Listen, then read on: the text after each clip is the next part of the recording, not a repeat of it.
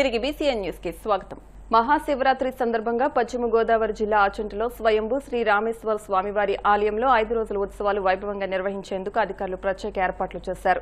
స్వామివారి దర్శనం చేసుకునేందుకు సుదూర ప్రాంతాల నుంచి వచ్చే భక్తులకు ఎటువంటి ఇబ్బందులు లేకుండా ఆచంట ఎస్ఐ కట్టా వెంకటరమణ ఆధ్వర్యంలో పోలీస్ బందోబస్తు ఏర్పాటు చేశారు. స్వామివారి ఆలయ ప్రాంగణంలో ప్రత్యేక క్యూ లైన్లు ఏర్పాటు చేసి ప్రత్యేక దర్శనాలు ఏర్పాటు చేశారు. చిన్నపిల్లలకు పాలు, ఉచిత భోజనాలు ఏర్పాటు చేశామని ఆలయ కార్యనిర్వహణాధికారి తెలిపారు. వార్షిక కళ్యాణం పాంచాహ్నిక దీక్షగా 5 రోజుల పాటు జరుగును. 5 రోజులు 13వ తారీఖు శ్రీ స్వామివారికి దివ్యంగా కళ్యాణ మహోత్సవం జరుగుతుంది. ఆ రోజు గ్రామోత్సవం కళ్యాణం జరుగుతుంది. 14వ తారీఖు అభిషేకములు వగైరా జరుగుతాయి. 15వ తారీఖు మహాశివరాత్రి సందర్భంగా భక్తులు విశేషంగా 20,000 మంది హాజరవుతారు. కాబట్టి ఆ విశేషమైన ఏర్పాటు పందిళ్ళు, లైటింగు, తరువు పందిళ్ళు, ఉదయం పూట పాలు, కాఫీ, ప్రసాదం కమిటీ వారి ఏర్పాటు చేయడం. వడైనంబి పరమనాచి యొక్క దంపతులకి ఈ యొక్క మహాశివరాత్రి లింగోద్భవ కాల టైంలో ఈ గ్రామంలో, ఈ మార్తాండపురం గ్రామంలో, ఈ దండకారణ్యంలో ఆ లింగోద్భవ టైంలో ఆ ఒక్క వేశ్య స్తనాగ్రహం మీద ఆయన స్వామివారి వడైనంబిని బ్రాహ్మణ పరమనాచి అర్చన చేశాడు. ఆ ఒక శ్రీవర్ష స్థలం మీద ఆ ఇరువురి కోరిక మేరకు భక్తి శ్రద్ధలు స్వామివారు సాక్షాత్కరించి వారి కోరిక మేరకు వారి యొక్క మానవ దేహాల నుంచి ఈ యొక్క స్వామివారికి ఉద్భవించడం జరిగింది. తర్వాత రాముల వారు ఇక్కడ స్వామివారి విశిష్టత ఏమిటి అంటే, మన రాముల వారు పరిపాలన చేసిన తర్వాత బ్రహ్మహత్య మహాపాతకం పోవడం కోసం భూమండలంతో సంచరించుకుంటూ వస్తూ ఉండగా ఈ గ్రామంలో, ఈ మార్తాండపురం దండకారణ్యంలో ఈ స్వామివారు అప్పటికే వెలిసి ఉన్నారు. అంటే పంచారామాల కంటే ముందుగా అప్పుడు ఈ యొక్క స్వామివారు ఆయన ఆకుల ముందు కప్పడిపోయి ఉంటే అవన్నీ శుభ్రం చేసి అభిషేకం చేసుకున్నారు. తర్వాత ఆయనకి బ్రహ్మహత్య మహాపాతకం విముక్తి పొందాడు రాముల వారు. తర్వాత బ్రహ్మదేవుడు చెప్పాడు, రామ బ్రహ్మహత్య మహాపాతకం విముక్తి పొందామని మోక్షం కలిగింది అంటే రాముల వారు ఆశ్చర్యపోయాడండి. ఏమిటి ఈ యొక్క పరమేశ్వరి యొక్క ప్రత్యేకత ఏమిటి అంటే, ఈ యొక్క సర్వోద్భవలింగాన్ని ఇంతవరకు ఎవరు కూడా పరిచయం చేయలేదు కాబట్టి, ప్రథమాచం నివేదన చేశారు కాబట్టి మోక్షం కలిగింది అన్నారు. అటువంటి పవిత్రమైన క్షేత్రం మన ఆచంటీశ్వర స్వామి వారు అంటే ఇక్కడ అంచేతనంటే ఈ యొక్క శివరాత్రి నాడు ఉద్భవించడం, భూమండలం మీద ఉద్భవించిన లింగాకారం కాబట్టి ఈ యొక్క స్వామివారి శ్రీమూలకంగా ఉద్భవించిన లింగాకారం. ఈ యొక్క స్వామివారిని ఎవరైతే భక్తి శ్రద్ధలతో మనస్ఫూర్తిగా ఆ రోజును దర్శించుకుంటారో, ఎవరైతే చూస్తారో వారికి ఏవైతే కోరికలు ఉన్నా కోరికలు తీరుతాయని ఇతిహాస పురాణాలు జరుగుతున్నాయి. ఇక్కడ మనకి స్వామివారికి 365 రోజులు వచ్చే అందరూ కూడా దర్శనం జరుగుతుంది. స్వామివారికి పాదులు కానీ తీర్థం కానీ ఎవరు మీకు అన్ని క్షేత్రాల్లోనూ, అన్ని చోట్ల, అన్ని రాష్ట్రాల్లో కూడా స్వామివారికి తీర్థాలు ఇస్తారు, పాదులు ఇస్తారు. కానీ స్వామివారికి ఇక్కడ పాదులు కానీ తీర్థం కానీ ఉండవు. ఈ యొక్క స్వామివారు ఈ యొక్క మాఘమాసంలో ఈ యొక్క స్వామివారికి ఈ ఏకాదశి కళ్యాణం విశేషంగా జరగడం, అలాగే లింగోద్భవ కాల టైంలో స్వామివారికి ఈ ఉభయదాతలు వంశపార్యపరంగా జరుగుతున్న దాతల చేత లింగోద్భవాల అభిషేకం వారు చేసుకుంటూ ఉంటే వచ్చే భక్తులందరికీ కూడా విశేషంగా చూడటానికి అవకాశం ఉంటుంది. ఇక్కడ చూడవచ్చు, జాగరణ చేయవచ్చు. ఇక్కడ తర్వాత స్వామివారికి అమావాస్య నాడు, మాఘ అమావాస్య నాడు స్వామివారి శ్రీపుష్పోత్సవం జరుగుతుంది. స్వామివారి యొక్క శ్రీపుష్పోత్సవం రోజు ప్రత్యేకత ఏమిటంటే, ఆ ఒక్క రోజు మాత్రమే దంపతి సమేతంగా స్వామివారి పౌర్ణమి సేవలు ఉంటారు కాబట్టి ఆ స్వామివారి ఆ పౌర్ణమి సేవలు ఉన్నంతసేపు కూడా వచ్చే ప్రతి భక్తులు అందరికీ కూడా అమ్మవారి యొక్క కుంకుమరిన తీర్థం జరుగుతుంది. దాని ఎవరి మంది కూడా ఈ యొక్క స్వామివారి యొక్క వైభవమైనటువంటి ఈ యొక్క చరిత్ర అంతా తెలుసుకుని స్వామివారి సందర్శించి విదేశాల నుంచి, అక్కడి నుంచి, రాష్ట్రాల నుంచి వచ్చి స్వామివారి దర్శనం చేసుకుని అందరూ కూడా ధరించి ప్రార్థన. ద్వారకా తిరుమల శ్రీనివాస గోవింద, వెంకటరమణ గోవింద అంటూ స్వామివారి ఆలయానికి వచ్చిన పలువురు భక్తులు మొక్కుబళ్లు చెల్లించుకున్నారు. స్వామికి ప్రీతికరమైన రోజు శనివారం కావడంతో ఆలయానికి దాదాపు 10 నుంచి 15,000 మంది పైబడి భక్తులు వచ్చి స్వామి అమ్మవార్లను దర్శించుకున్నారు. దర్శనానంతరం వారంతా స్వామివారి ఉచిత అన్న ప్రసాదాన్ని స్వీకరించారు. స్వామివారి నిత్య కళ్యాణంలో 100 జంటలు పాల్గొన్నారు. భక్తుల గోవింద నామస్మరణలతో ఆలయ పరిసరాల ఆధ్యాత్మిక శోభను సంతరించుకున్నాయి.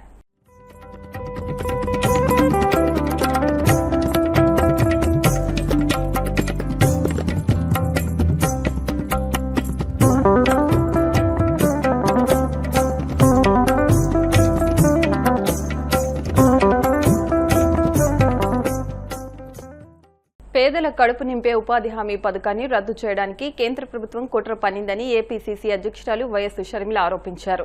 మార్కాపురం జిల్లాలో పర్యటించిన ఆమె కేంద్ర ప్రభుత్వంపై విరుచుకుపడ్డారు. సంవత్సరానికి 100 రోజులు పని దినాలు కల్పించాల్సి ఉండగా గత సంవత్సరం ఉపాధి హామీ పథకంలో కేవలం 52 రోజులు మాత్రమే పేదలకు పని కల్పించారని ఆగ్రహం వ్యక్తం చేశారు. బీజేపీ పార్టీ కేంద్రంలో అధికారంలో ఉంది. బీజేపీ పార్టీ అధికారంలో వచ్చినప్పటి నుండి ఉపాధి హామీ చాలా దయనీయంగా తయారైపోయింది.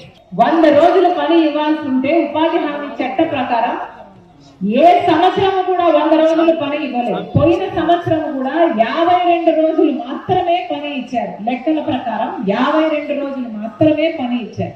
బ్రహ్మాండమైన పథకాన్ని, ఉపాధి హామీ పని, కరువు పని పథకము బ్రహ్మాండమైన పథకము, పేదవాడికి పనిచ్చే పథకము, పేదవాడి ఆత్మ గౌరవంతో పని చేసుకొని ఆ చేసిన పనికి వేతనాలు తీసుకునే పథకాన్ని నీరు మార్చడం కాదు కదా, పూర్తిగా నాశనం చేయాలని చూస్తుంది బీజేపీ పార్టీ. ఉపాధి హామీ పథకాన్ని తీసివేయాలి అంటూ ఒక కొత్త చట్టాన్ని తెచ్చింది బీజేపీ పార్టీ, బీబీ గ్రామ్ అనే చట్టాన్ని. అంటే ఇప్పుడు ఉపాధి హామీ పథకం మహాత్మా గాంధీ జాతీయ గ్రామీణ ఉపాధి హామీ పథకం అనబడదు. దీంట్లో మహాత్మా గాంధీ పేరుంది. మహాత్మా గాంధీ గారి పుణ్యవంత పథకం ఈ పథకము. అయినా మహాత్మా గాంధీ పేరును తీసేసి కొత్త చట్టం తెస్తున్నారు, బీబీ గ్రామ్ చట్టం అని. ఇంకొక 6 నెలల్లో అది అమలు అవుతుందట. ఈ బీబీ గ్రామ్ చట్టము ఎంత దరిద్రంగా ఉంది అంటే, ఉపాధి హామీ పథకానికి ఈ బీబీ గ్రామ్ చట్టానికి నక్కకు నాగలోకానికి ఉన్నంత తేడా ఉంది. ఉపాధి హామీ చట్టంలో గ్రామాలు బాగుపడ్డాయి. గ్రామ సభలు పెట్టి, గ్రామ పంచాయతీలు పెట్టి, ఆ గ్రామంలో ఏ పనులు కావాలి, రోడ్డు కావాలా, బావి కావాలా, పూడికలు తీయాలా, ఆ గ్రామానికి సంబంధించిన అభివృద్ధి పనుల కోసం ఉపాధి పనిని వాడుకునేవారు. దానికోసం గ్రామస్తులు వెళ్లి పని చేసేవాళ్ళు, చేసిన పనికి వేతనాలు తీసుకునేవారు. ఇప్పుడు బీజేపీ తెచ్చే ఈ కొత్త చట్టంలో గ్రామాలలో పని ఉండదు. ఎక్కడ పని చేయాలో అన్నది బీజేపీ పార్టీ, కేంద్ర ప్రభుత్వం చెప్తుందట. ఏ గ్రామంలో పని ఇవ్వాలి, ఏ జిల్లాలో పని ఇవ్వాలి, ఎక్కడ పని ఇవ్వకూడదు అని. అంటే పక్కన ఒక రోడ్డు పనో లేకపోతే ఒక కాంట్రాక్టర్ పనో జరిగితే మీరందరూ అక్కడికి వెళ్ళి పని చేయండి అని చెప్పే ప్రమాదం ఉందన్నమాట. ఇక గ్రామాలలో చేయాల్సిన పనులు, జరగాల్సిన పనులు, అభివృద్ధి పనులు ఇక్కడ ఆగిపోతాయి. గ్రామాలన్నీ ఆ కాంట్రాక్టర్ కు లేబర్ సప్లై చేయడానికి మాత్రమే పనికొస్తుంది. అంటే ఉపాధి హామీ పని మొత్తం లేబర్ సప్లైయింగ్ కంపెనీ లాగా మారిపోతుంది అనమాట. ఒక కాంట్రాక్టర్ కింద పని చేయాలి, ఇంకా కాంట్రాక్టర్ ఎట్లా డబ్బులు ఇస్తే అట్లా తీసుకోవాలి. ఈ పరిస్థితికి తెస్తుంది బీజేపీ పార్టీ ఉపాధి హామీ పథకాన్ని. ఎక్కడ చూసినా ఉపాధి హామీ పథకంలో కాంగ్రెస్ పార్టీ 100 రోజులే ఇచ్చింది, మేము 125 రోజులు ఇస్తాము అని ఈ మధ్య పోస్టర్లు కూడా వేసుకుంటుంది బీజేపీ పార్టీ. ఇది పచ్చి అబద్ధం. బీజేపీ పార్టీకి ఉపాధి హామీ నడపాలి అన్న చిత్తశుద్ధే లేదు. చిత్తశుద్ధి ఉంటుంటే ఉన్న ఉపాధి హామీ పథకాన్ని సక్రమంగా నడిపేవారు.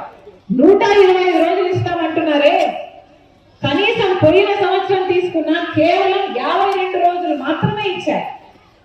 మరి వీళ్ళకి నిజంగానే 125 రోజులు ఇవ్వాలన్న చిత్తశుద్ధి ఉంటే 52 రోజులే పని ఎందుకు ఇస్తున్నారు? కనీసం 100 రోజుల పని ఎందుకు ఇవ్వటం లేదు?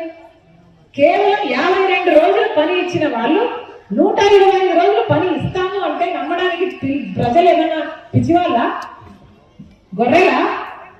100 రోజులు కూడా పని ఇవ్వని వాళ్ళు 125 రోజులు పని ఇస్తాము అని చెప్తే నమ్మడానికి ప్రజలు ఏమైనా వెలిగాల? ప్రజలకు ఆలోచన లేదా? మీ అందరూ ఆలోచించుకోవాలి. వీళ్ళకు నిజంగానే చిత్తశుద్ధి ఉంటే 100 రోజులు యథావిధిగా జరిపేవారు. అది జరపకుండా ఇప్పుడు 125 రోజులు ఇస్తాము అంటుంటే ఇది పచ్చి అబద్ధం, ఇది బూటకం. 125 రోజులు పని ఇవ్వడం అనేది ఒక మోసం, ఒక పచ్చి అబద్ధం. ఇది జరగబోయేది లేదు. తిరుపతి జిల్లా చంద్రగిరి మండలం శ్రీనివాస మంగాపురం శ్రీ కళ్యాణ వెంకటేశ్వర స్వామివారి బ్రహ్మోత్సవాల్లో 6వ రోజు స్వర్ణ రథోత్సవం అత్యంత వైభవంగా జరిగింది. శ్రీదేవి భూదేవి సమేత శ్రీ కళ్యాణ వెంకటేశ్వర స్వామివారు స్వర్ణ రథాన్ని అధిరోహించి భక్తులకు దర్శనమిచ్చారు. భక్తులు అడుగడుగునా కర్పూర హారతులు సమర్పించి స్వామివారిని దర్శించుకున్నారు.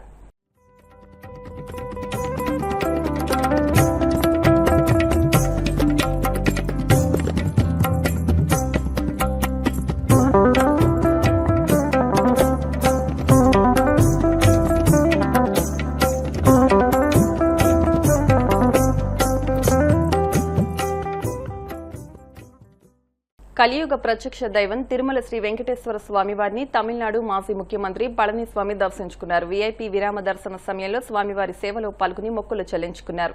దర్శనానంతరం వీరికి రంగనాయకుల మండపంలో వేద పండితులు వేద ఆశీర్వచనం అందించగా ఆలయ అధికారులు స్వామివారి తీర్థ ప్రసాదాలు అందజేసి పట్టువస్త్రంతో సత్కరించారు.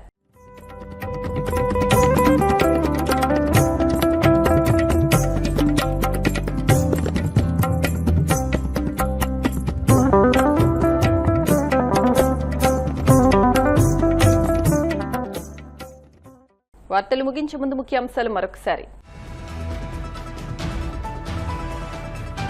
శాసనసభలో రాష్ట్ర బడ్జెట్ ను ప్రవేశపెట్టిన ఆర్థిక మంత్రి పయ్యావుల కేశవ్. రాష్ట్ర అభివృద్ధి, ప్రజా సంక్షేమం లక్ష్యంతో బడ్జెట్ రూపొందించామని స్పష్టీకరణ.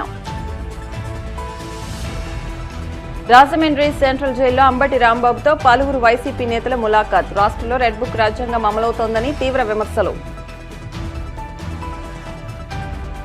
పాలకొల్లు పంచారామ క్షేత్రం శ్రీ క్షీర రామలింగేశ్వర స్వామివారిని దర్శించుకున్న పశ్చిమ గోదావరి జిల్లా కలెక్టర్ నాగరాణి. పూర్ణ కుంభంతో స్వాగతం పలికిన ఆలయ అర్చకులు. తిరుమల శ్రీవారిని దర్శించుకున్న తమిళనాడు మాజీ ముఖ్యమంత్రి పళనిస్వామి. ఆలయ మర్యాదలతో స్వాగతం పలికిన అధికారులు. ఈ వార్తలు ఇంతటితో సమాప్తం. మరిన్ని వార్తల కోసం BCN digital YouTube channel, Facebook page ని ఫాలో అవ్వండి. అప్డేట్ వార్తల కోసం ప్లీజ్ సబ్స్క్రైబ్.